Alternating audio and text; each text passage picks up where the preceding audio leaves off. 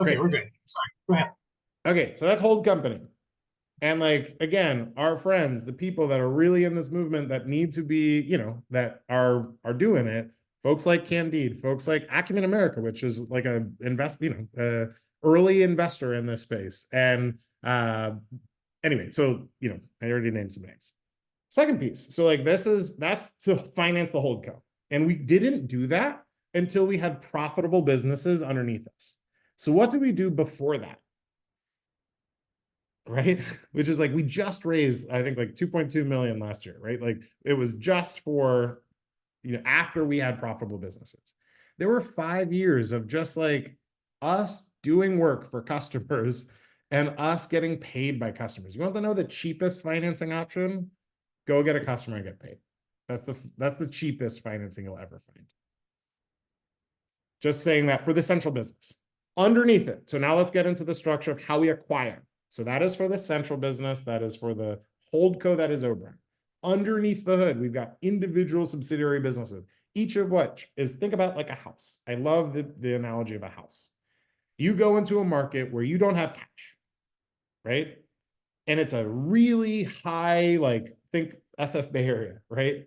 You could do the rent thing as a worker, which is, I believe, what we are doing when we are employees of a business we own. I believe that we are renting our labor, which, you can consent to renting your labor. That's totally fine, right? I just believe that if you're in a buyer's market, let's say in a Baltimore, which is very different than here, I bought my house in Baltimore for $7,000 down. Isn't that insane? And I got a mortgage. It was $125,000 for the whole house. So it's like cheap, right? It's now matured. It's like, 200K now. It's like, hey, look, it's great. But ultimately, like the analogy of a house is how I think about a business. So we are what we would call a cap rate investor. So we're not speculating on the private market that our assets will mature in value and then sell them. That is not how we do investment. We are what's called a cap rate. If you want to look this up in real estate, a cap rate investor. This is something where we look at the rent rolls of a business or the free cash, the profitability of a business, and we need to cover debt service and have something above it. So let's use real numbers.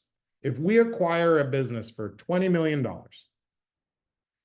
portion of that, let's say 5 million of it, the seller might take and say, hey, I will write you a note, debt instrument for some of this. We're going to negotiate on it when the terms are, blah, blah, blah. Cool. There's still $15 million worth of money to figure out, like how to raise, right? Let's start at the top. We go to a bank, let's say Momentous Capital Impact Partners. We've borrowed like 12 or $13 million from them, right? Like Capital Impact Partners. RSF Social Finance. Again, I think like 3 million or so. Beneficial State Bank, right? Like we go to CDFI partners currently, and we say, hey, this business, profitable, free cash flowing, it is a track record for the past 5, 10, 15 years. And we're able to guarantee that we'll make this debt service for your senior debt for, let's say, of that 15, 10, $12 million. Right? Now we still have that 3, 4, 2, 3, whatever, right? Missing middle, like the missing middle part of that stack.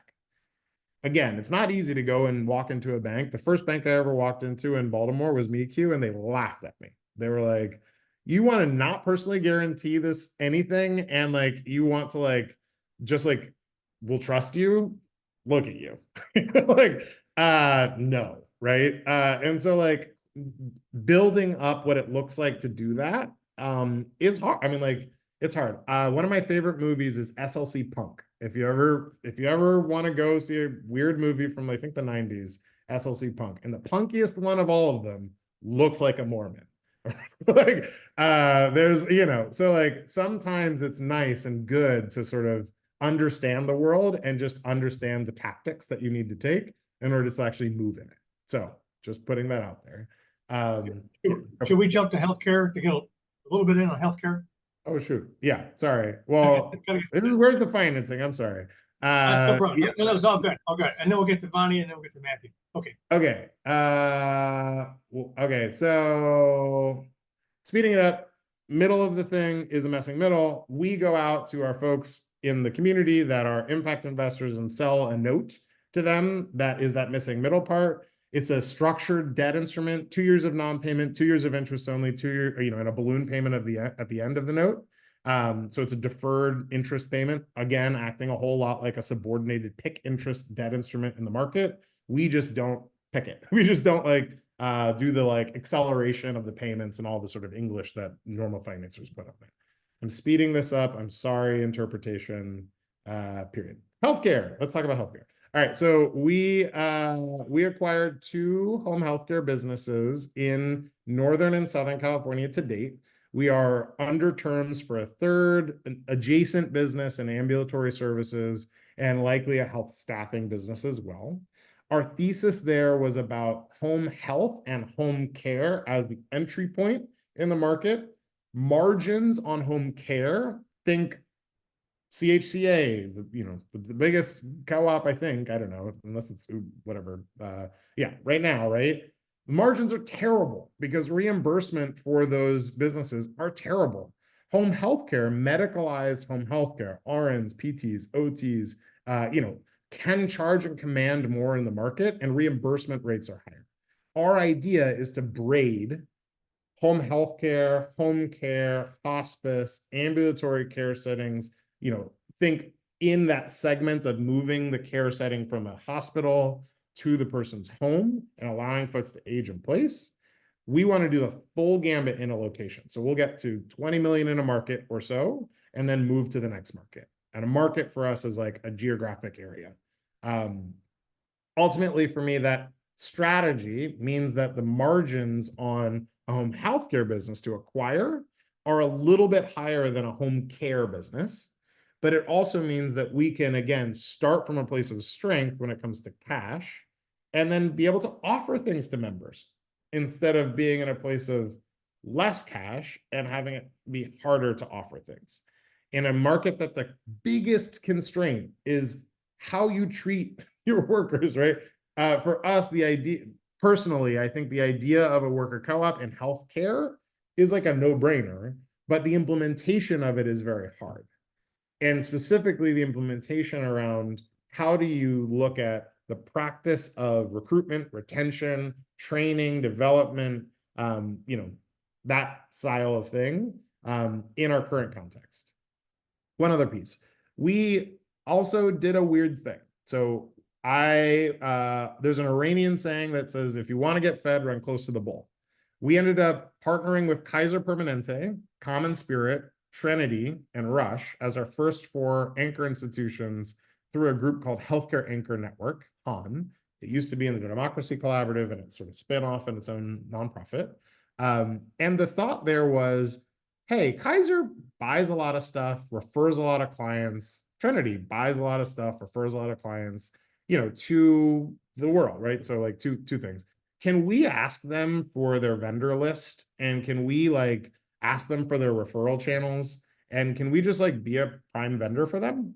And the answer is yes. You just have to network in with the chief procurement officers of the world and the sustainability officers of the world. And, and we created a program, and that program called BRIO, Business Resiliency Through Employee Ownership, is in its 2nd year at this point.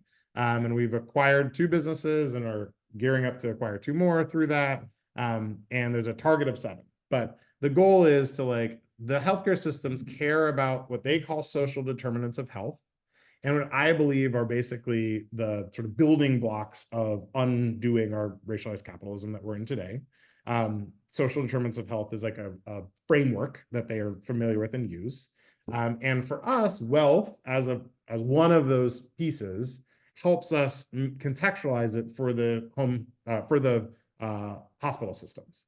And so if you have an anchor in your backyard, if there is a healthcare system in your backyard, there is an opportunity for you to bang on the door of diversity and inclusion officer, or bang on the door of procurement, or bang on the door of some diverse procurement officer and say, hey, your vendors are going to turn over pretty soon. Specifically, they'll tertiary medical services, what for Kaiser they call outside medical.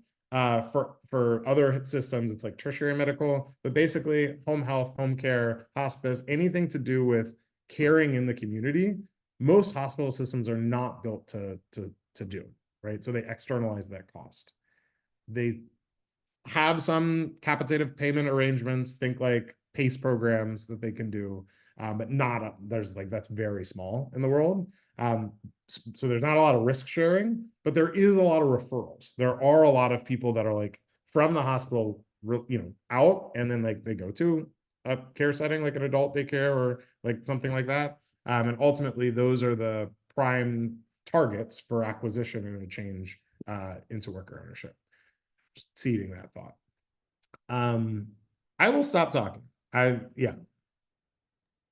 It was awesome. That was great. Okay, Matthew, let me give you a chance to pick up, or maybe I should ask Bonnie if she's still there, if she wants to chime in. If not, I want to jump to Matthew and give him a second. Yeah, Bonnie, you got a question? Yes, hi.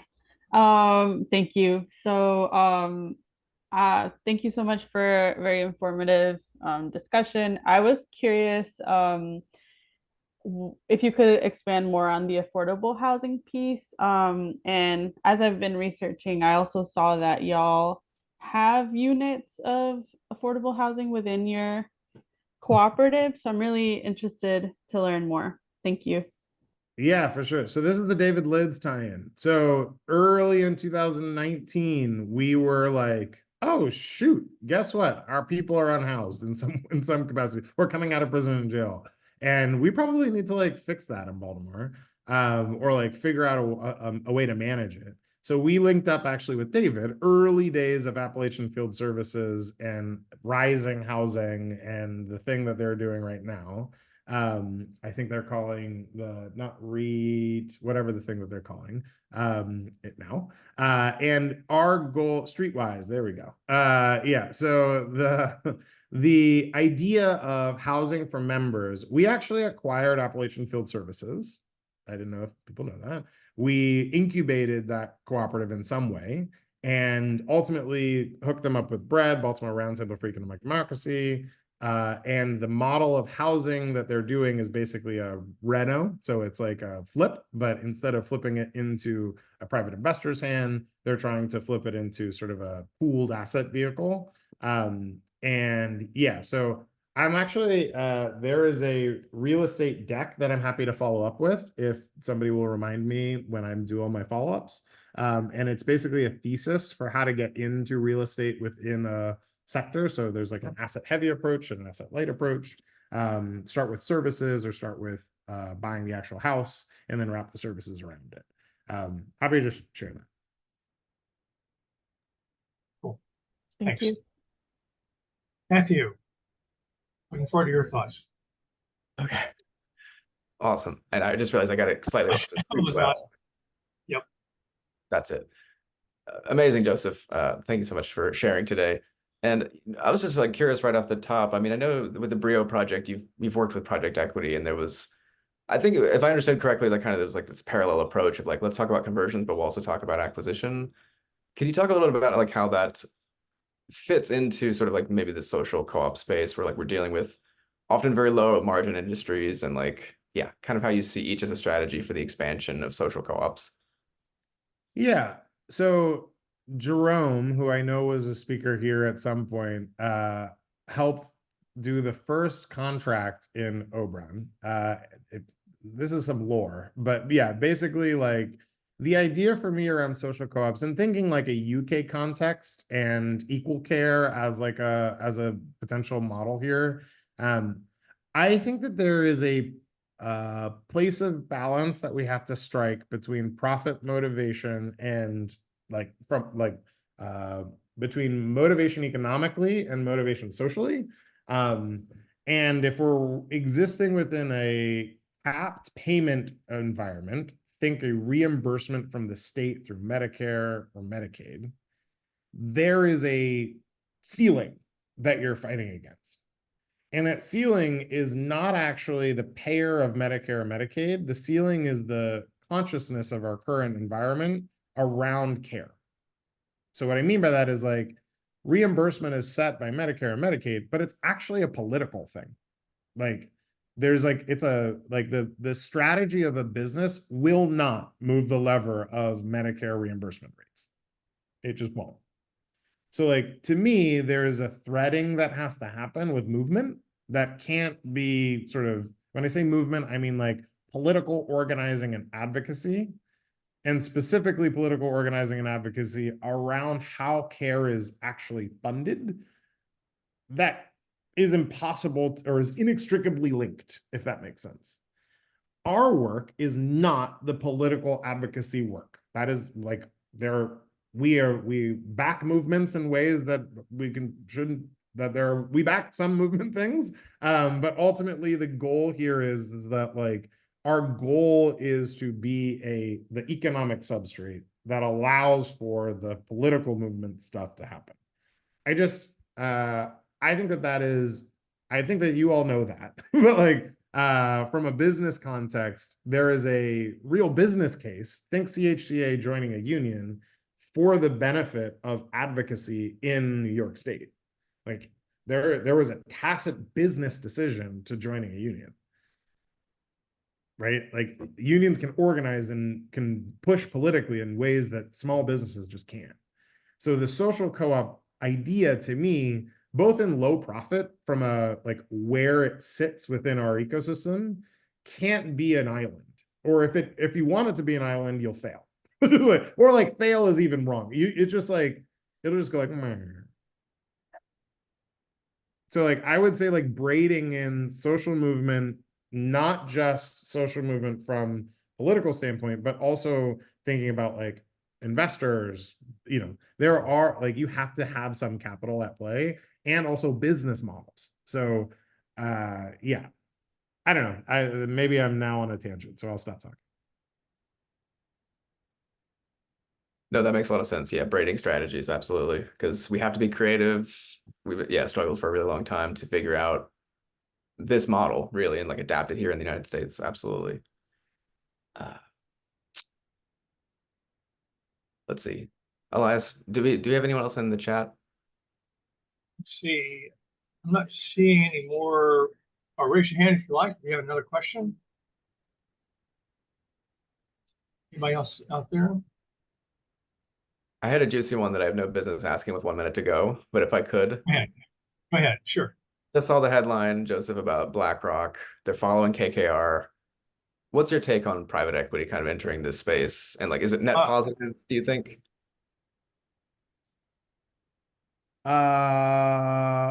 There is a I think it's Heston Bluth or something. There's a thing on Geo Co-op back in the Wayback Machine called The Curious Case of Cooperative Capital. Look it up. So this is really your question begs a underlying question, which is, are we in the business of share maturation or not? And there's a fundamental difference between an entity that values share maturation and an entity that does not value share maturation. Our co-op, if we sold it today, listed it on the public market, would sell for a fair bit of money, right? Who cares? Who cares? I think that's like the underlying question is like, and if you can answer who cares, then I think you should, I think you'll deduce the motivation. So I see it as net positive to bring new minds and investors and new brains into the space. When I say the space, I mean the space to answer that question. Are you about share maturation, or are you about real economic, i.e., you make $1 in, there's expenses, and then there's $1 out, right? And like, who gets that $1 at the end of the day, and what do they do with it? If that is the brass tacks question. But yeah, hypothecated value is hypothecated value, and I'm antithetical to that. Looks like Myrna has a question. Yeah, thanks a lot for all the wisdom and knowledge. y'all brought to this space. I don't know if I'm making a false equivalency, but I generally tend to think around the ethical lines and the question of moving. And anyway, the question is scaling up versus imperialistic tendencies. Like, how does what's the, I guess, the ethical code that one functions within that particular question? Okay. I'll bring my Hegelian dialectics into play, and ultimately build in community and discern from the world is like, like I said in the beginning, you got a shit sandwich or a slap in the face, right? Like, I want us to exist. When I mean us, I mean like the experiment that is Obran, but not at the expense of ourselves.